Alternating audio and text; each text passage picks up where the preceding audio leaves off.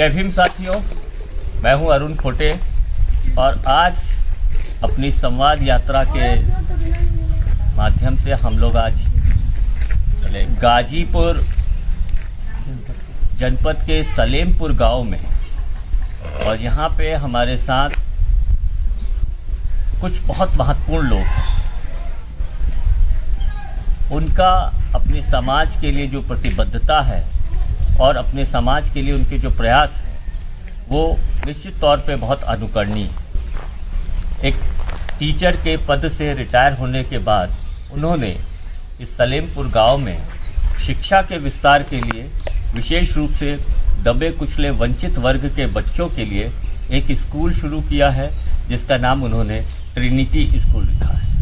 लगभग 2010 से शुरू किया गया प्रयास से आज ये स्कूल अब एक भव्य इमारत में बदल चुका है, और वो जो तमाम पढ़ाई के से जुड़ी, शिक्षा से जुड़ी जो तमाम व्यवस्थाओं की ज़रूरत होती है वो उनको बनाने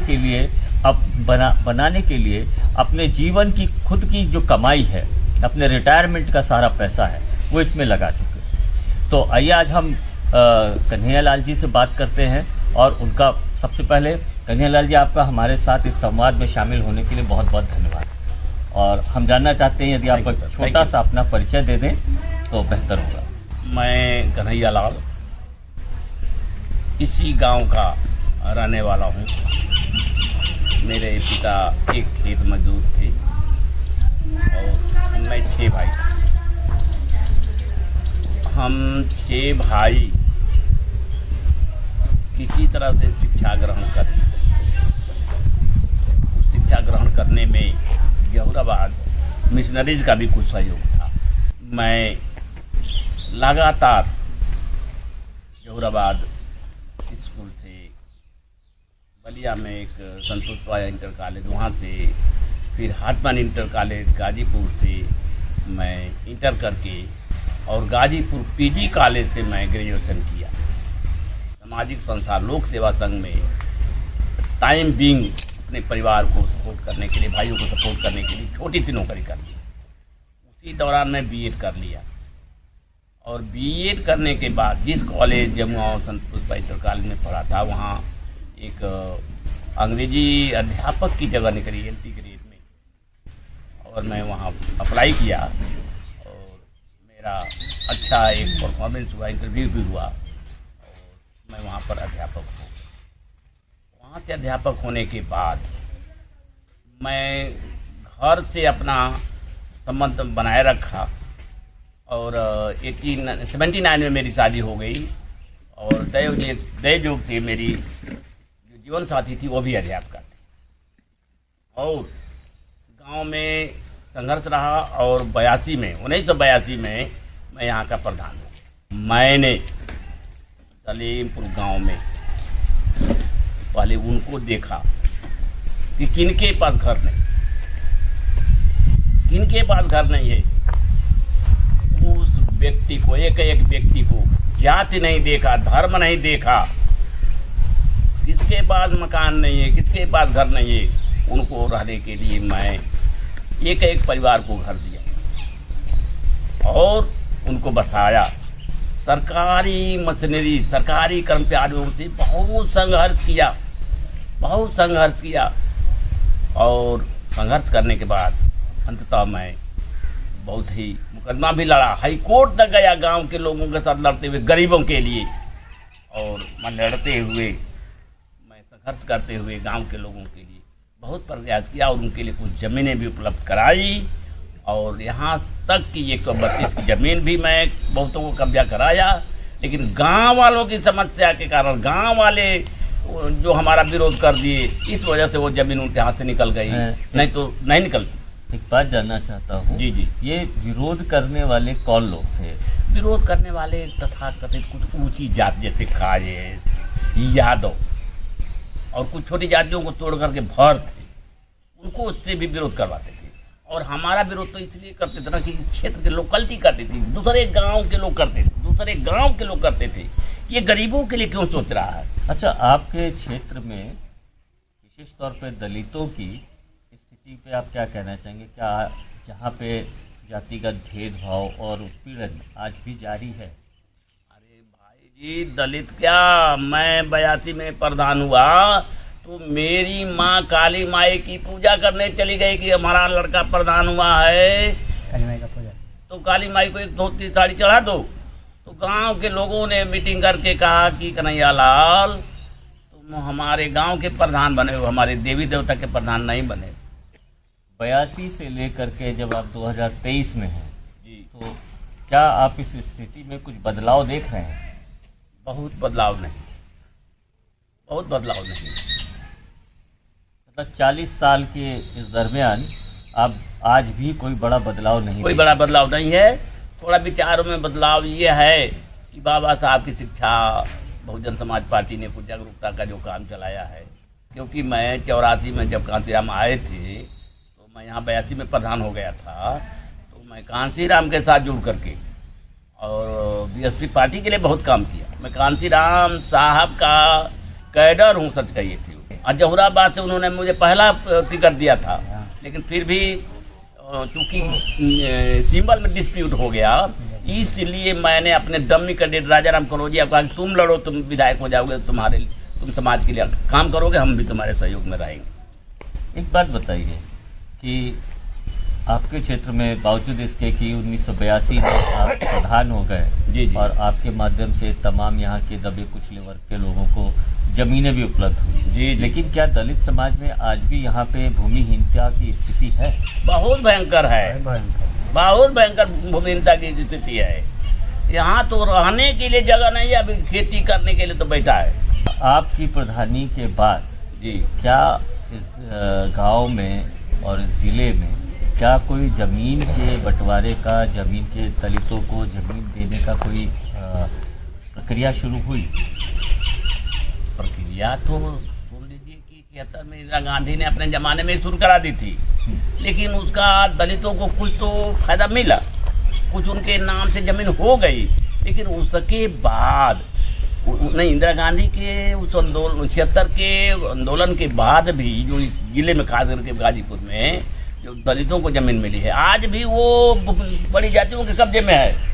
मतलब 76 में जो 76 के बाद जो जमीनें लगातार दलितों को मिली, जी जी, आप कह रहे हैं उसके बावजूद कि उनको पट्टा हो गया, लेकिन जी, उन्हें उस पर कब्जा नहीं मिला है। आज भी कब्जा नहीं मिला है। बहुत से ऐसे गांव हैं। तो क्या इसको लेकर के यहाँ पे दलितों के द्वारा किसी भी प्रकार के आंदोलन का प्रयास हुआ? कोशिश किया गया, हम तो इस क्षेत्र में बहुत कोशिश की है। हम तो वही तो कह रहे हैं कि धरना प्रदर्शन, थाना, पुलिस, कोर्ट कचहरी, लड़ाई भिड़ाई, हाई कोर्ट तक हम गए हैं, सच कहिए तो। अच्छा, क्या ये पिछले 10 वर्षों में आप कुछ इस तरह की सुगबुगाहट आंदोलन के रूप में देख रहे हैं जो दलित अधिकारों के लिए हो रहे हों? देखिए, दलित अधिकार, दलित लोग हैं वो एक पार्टी के बेस पर बैठ गए हैं कि वो बीएसपी जो हमारे लिए करेगी तो करेगी, और उसके बाद कोई दूसरा कोई करेगा नहीं, ना हम कर पाएंगे। मतलब समाज की तरफ से ऐसा कोई प्रयास नहीं है ना। और जो इस क्षेत्र के जो दलित कार्यकर्ता हैं जी, क्या उनकी तरफ से कोई ऐसा प्रयास हो रहा है? दलित कार्यकर्ता तो इतने मतलब कि हेल्पलेस हो गए हैं कि उनको तो कोई पूछने वाला नहीं, सच कहिए। देखिए, उनके लिए कोई पूछने वाला नहीं। यहाँ से पार्टी, विधायक या और भी कुछ हो जाते हैं तो केवल वोट के समय में 1 महीना पूछेंगे, इसके बाद कहाँ कौन है, दलित है, कहाँ उसका कार्यकर्ता है, कहाँ कौन है, कोई पूछने वाला नहीं। अच्छा, क्या कभी आपने शेड्यूल कास्ट सब प्लान या स्पेशल कंपोनेंट फंड, ये जो एक योजना थी जो 1979 में इंदिरा गांधी ने संसद से पास कराई थी एक योजना, क्या उसका कोई लाभ यहाँ के लोगों को मिला है या उसके बारे में यहाँ के लोग जानते हैं? देखिए, स्पेशल कंपोनेंट प्लान जो है ना, वह सरकारी दफ्तर में ही रह गई, और जो लोग कुछ लोग थोड़ा बड़ा जान गए वो लोग उसका कुछ विशेष फायदा ले लिए, इसके बाद वो आम जनता के लिए कोई फायदे की चीज़ नहीं। क्योंकि ये जो शेड्यूल कास्ट सब प्लान जो योजना है, इसमें जो एक खास शर्त है, बल्कि 2 शर्त है। एक तो इसका पैसा किसी दलित समाज के व्यक्ति या परिवार या समुदाय को ही इसका फ़ायदा या लाभ मिलेगा। दूसरा, इसमें एक जो बड़ी चीज़ है कि इसमें अपनी ज़रूरत के अनुसार दलित जो हैं सरकार से अपनी ज़रूरत के अनुसार मांग रख सकते हैं और सरकार उनकी मांग को स्पेशल कंपोनेंट फंड या शेड्यूल कास्ट सब प्लान के पैसे से पूरा कर सकती है। मिसाल के तौर पे आपने इतना भव्य स्कूल बनाया है, आपने अपनी जो रिटायरमेंट का पूरा पैसा इसमें लगा दिया और एक शानदार बिल्डिंग खड़ी हो गई स्कूल की। इसमें आपने बताया कि लगभग 150 बच्चे पढ़ते भी हैं। अब अगर इस स्कूल को सुचारू रूप से सभी तरह की सुविधाओं के साथ अगर चलाने की ज़रूरत है और उसके लिए जो संसाधन है वो शेड्यूल कास्ट सब प्लान के तहत आप मांग सकते हैं, तो क्या ऐसी कोई कोशिश यहाँ के लोगों ने की है क्या? सरकार के पास इस समय पहले थी तब तमाम तरह की स्कीम्स, अब इस समय सरकार के पास ऐसी कोई स्कीम नहीं है जो जनता के लिए बहुत फायदेमंद हो। सरकार की एक स्कीम जो है कि 5 किलो या 10 किलो जो गेहूं चावल है, ये सबसे बड़ी स्कीम है कि वो खाए और मरे नहीं और मोटाए भी नहीं, जिंदा रहे, इतना तक की सरकारी की स्कीम है। इसके बाद जब आप ऐसा कह रहे हैं तो आप पूरे दलित वर्ग का आने वाले समय में भविष्य कैसा दिख रहा है? अरे दलित तो अपना अस्तित्व बचा ले, आज की तारीख में तो वही बड़ी बात है। वो तो बाबा साहब के जन्म के समय में या जब बाबा साहब होश में थे तभी कमर में झाड़ू और गले में हाड़ी बांध करके और सड़क पर चलना पड़ता था, और वो स्थिति कहीं आज न जाए उसका हमको तो ज़्यादा कष्ट है। लेकिन क्या आपको लगता है कि बाबा साहब के समय में जितनी तरह की छुआछूत की प्रथाएं थी, क्या आज से 30-40 साल पहले छुआछूत की जितनी प्रथाएं आपके गांव में थी, क्या उनमें कुछ कमी आई है? देखिए, कमी तो कुछ आई है, दिखावटी कमी आई है। जैसे आजकल एक सिस्टम चला है, एक बफेट सिस्टम है, उसमें सब लोग खा पी ले रहे हैं, एक परिवर्तन है। लेकिन जो और वास्तविकता है अपने जगह पर ही है, अपने घरों में है। ये समझ लीजिए, केवल एक दिखावे के रूप में कि भाई हम बफेट सिस्टम में खा लेते हैं, और जमाल भी खाता है, धोबी भंगी सब खाते हैं, और एक तरह का है। लेकिन तो मतलब आपका कहना है कि तकनीकी तौर पे तो कुछ परिवर्तन दिख रहे हैं, कुछ तो है सही तौर पे, हाँ कुछ तो। लेकिन जो मानसिकताओं में जो परिवर्तन की आवश्यकता थी वो अभी नहीं। अरे मानसिकता में कोई परिवर्तन नहीं है। एक दलित साफ कपड़ा पहन लेगा तो उसको देखकर लोगों को परेशानी है। ये भयावह स्थिति आपके क्षेत्र में आज हाय, साफ कपड़ा नहीं पहन सकते, समझ लीजिए। आप क्या दलितों के साथ अत्याचारों की कैसे? बहुत अत्याचार। हमारे यहाँ तो हमारे गांव से 2-3 किलोमीटर की दूरी पर 2 लोगों को ठाकुरों ने दौड़ा करके गोली मार दिया दिन में। एक प्रधान था इसी थोड़ा सा थाना के बगल में, वो गुमती में अपनी दुकान चलाता था मेडिकल की, वहाँ का ठाकुर उसको दिन में पैसा मांगने के दिन में गोली मार दिया। यही पर सगा पर ये गांव हमारे बगल में है, वहाँ एक ठाकुर बहुत ही जब इतने अत्याचार आपके गांव में हो रहे हैं, ऐसे समय में क्या यहाँ के जो दलित कार्यकर्ता है उनकी तरफ से कोई पहलकदमियाँ हुई? कोई पहलकदमी नहीं है। मेरे गांव के पश्चिम तरफ एक ठाकुर ने दिन में हमारे दलित बच्चे के घर में जा करके और दलित औरतों को शोषण, अत्याचार, जुल्म, ज्यादती तक कर रहा था। लेकिन ये कहिए कि वो थोड़ा साम्यवादी कम्युनिस्ट पार्टी से जुड़े हुए लोग थे, उस ठाकुर को घर में मार दिया। इतना तो था कि कम्युनिस्ट वालों ने थोड़ा जो दलितों को जो बहुत डिप्रेस्ड हैं उनको थोड़ी आवाज़ दी, उनको कुछ लड़का लड़की निकले इंटर पढ़ करके तो अंग्रेजी बोले और अच्छे नौकरी में, कंपटीशंस में, और हर जगह जहाँ भी जाना हो, चाहे एयरफोर्स, नेवी हो। क्योंकि जब जिस कॉलेज में पढ़ाता था मैं वहाँ बलिया में, तो वहाँ के लड़के इंटर पास करते, कोई नेवी या एयरफोर्स कहाँ भर्ती हो जाते थे, और साउथ इंडिया में जाते थे तो कहते थे कि सर हम लोग भी कुछ अंग्रेजी बोल लेते हैं, नहीं तो साउथ इंडिया वाले कहते हैं कि यूपी का भैया। ये वो स्कूल है जिसको कन्हैया लाल जी ने अपनी सारी जिंदगी की कमाई को खर्च करके इसका निर्माण कराया। लगभग 12-13 वर्ष के सतत परिश्रम से ये स्कूल तैयार हुआ। आज इस स्कूल का पूरा प्रबंधन कन्हैया लाल जी की पत्नी के पास है, और वो कन्हैया लाल जी के लगातार संघर्षों में, उनके योगदान में बराबर की सहभागी रही हैं। हम लोग उनसे भी बातचीत करने का कोशिश करेंगे। आइए एक निगाह लिखते हैं इस स्कूल को लेकर के। इस स्कूल में कितने कमरे होंगे? स्कूल में 5-10 कमरे तो ऐसे हैं डबल स्टोरी, और 7 कमरे ऐसे हैं। अच्छा, ऊपर भी डबल स्टोरी है ना? हाँ, डबल स्टोरी है। तो 5 कमरे नीचे है, 5 कमरे ऊपर है, 7 कमरे ये हैं। हाँ, 17 कमरे। तो लगभग 17 कमरों का ये स्कूल है। ये एडमिनिस्ट्रेटिव ब्लॉक माने हमारा रीजन सुपर बनेगा, लेकिन एडमिनिस्ट्रेटिव ब्लॉक ही है। इसमें एडमिनिस्ट्रेटिव ब्लॉक भी है, कमरे हैं। इसमें भी 4 कमरे हैं। हाँ। इसके साथ इस पे एक बहुत अच्छी लैब बनाने की व्यवस्था है, हाँ, क्योंकि संसाधनों की अपनी सीमितता है। ऐसी स्थिति के चलते ये एक ढांचा पूरा तैयार है। इसमें लगभग 150 बच्चे अभी पढ़ते हैं, लेकिन आर्थिक संसाधनों की कमी के चलते ये स्कूल उस स्थिति को नहीं प्राप्त कर सका जहां पे जब बच्चों को एक सुव्यवस्थित और सर्वांगीण विकास के लिए एक पूरे संसाधन उपलब्ध कर सके। मुझे लगता है कन्हैयालाल जी के ये प्रयास अपने आप में बहुत महत्वपूर्ण हैं और ये पूरे सामाजिक बदलाव में एक भूमिका अदा कर सकते हैं। 1982 में प्रधान के पद में रहते हुए उन्होंने अपने समाज के लोगों के लिए और अन्य दबे कुचले वर्गों के लिए निरंतर प्रयास किए, जिसके चलते कुछ जमीन का भी बंटवारा हुआ, कुछ स्थानीय लोगों की सीमित संख्या में ही सही आर्थिक स्थितियों में भी बदलाव आया।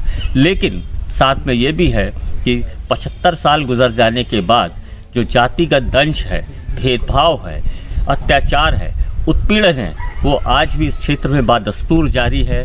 कन्हैयालाल जी जैसे लोग निरंतर प्रयासरत हैं, उनके साथ के लोग प्रयासरत हैं। हमें उम्मीद है उनके प्रयासों का एक नतीजा अवश्य निकलेगा, इस पीढ़ी में नहीं तो अगली पीढ़ी में। जय भीम। हमारे साथ ललिता जी हैं। उनका परिचय ये भी है कि वो कन्हैयालाल जी की जीवन संगिनी है। पिछले 4 दशक से कन्हैयालाल जी की हर लड़ाई में, हर संघर्ष में, हर चुनौती पे निरंतर अपने योगदान से उनकी सफलताओं का एक पूरा रास्ता बनाती रही। और किसी भी परिवार में पुरुष की सफलताओं के, खासतौर पे सामाजिक कामकाज में महिला का सहयोग बहुत बड़ी बात होती है। तो जब तक घर की जीवन संगिनी अगर साथ नहीं खड़ी है तो अक्सर सामाजिक कार्य में पुरुष पिछड़ जाते हैं। तो आज की तारीख में कन्हैयालाल जी का अपने समाज के लिए जो योगदान है और जो उनका सपना है, उन दोनों में ही बराबर की सहभागी ललिता जी हमारे साथ हैं। ललिता जी, आप बताइए कन्हैयालाल जी के बारे में और उनके इस पूरे सामाजिक कामकाज के बारे में आप क्या कहना चाहते हैं? उनके बारे में ये है कि वो जहाँ जहाँ चले हैं संघर्षशील तो रहे हैं। वो जहाँ जहाँ संघर्ष किए उनके साथ में रहे हैं, चाहे थाने पर जाना हो, चाहे कहीं किसी कोई समस्या हो। आप इस विद्यालय की प्रबंधक भी हैं, तो आप कैसे देखती हैं इस स्कूल को? कैसा सपना देखती हैं इस स्कूल को लेकर के? स्कूल का सपना देखती हूँ कि भाई जितने गरीब बच्चे हैं वो आके इसमें पढ़ें, शिक्षा ग्रहण करें। लेकिन हमारे यहाँ का ऐसा माहौल है कि बच्चे गरीब हैं, खेत में जाते आलू के समय आलू बिनेंगे, कुछ के समय कुछ काम करेंगे, बच्चे आ नहीं पाते हैं। बस हमारी ये मजबूरी, हम लोग चाहते हैं उनको शिक्षा देना, लेकिन वो देखिए किसी परिस्थिति ऐसी है, किसी भी क्षेत्र में ये परिस्थितियां होती ही हैं।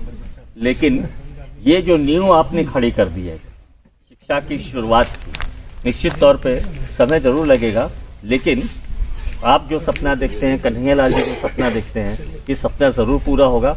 और हमारी आपके साथ बहुत सारी हम लोग जैसे विद्यालय में पढ़े हैं वैसे चाहते हैं बच्चों को ढालना, कि हमारे बच्चे वैसे ढले, हम लोग वैसे शिक्षा देते हैं इनको। तो कन्हैयालाल जी का ये ट्रिनिटी स्कूल और इसका पूरा ढांचा, सारा इंफ्रास्ट्रक्चर यहाँ है, लेकिन इस स्कूल को आप सबके सहयोग की जरूरत है। आप सबके पास मौका है कन्हैयालाल जी के इस सपने के साथ जुड़ना। ये सपना कन्हैयालाल जी और ललिता जी का व्यक्तिगत सपना नहीं, बल्कि एक पूरे समाज में परिवर्तन लाने का एक आधारभूत रास्ता है। और इस रास्ते के लिए में आप सहयात्री हो सकते हैं, सहयोगी हो सकते हैं। कन्हैयालाल जी के साथ आप संपर्क कर सकते हैं और उनके इस स्कूल में दबे कुचले वर्गों के बच्चों के लिए, दबे कुचले वर्गों के समाज के लिए और विशेष तौर पे बच्चियों के लिए ये जो एक प्रयास शुरू हुआ है, इस प्रयास को और नया रास्ता दे सकते हैं और नई मजबूती दे सकते हैं। धन्यवाद।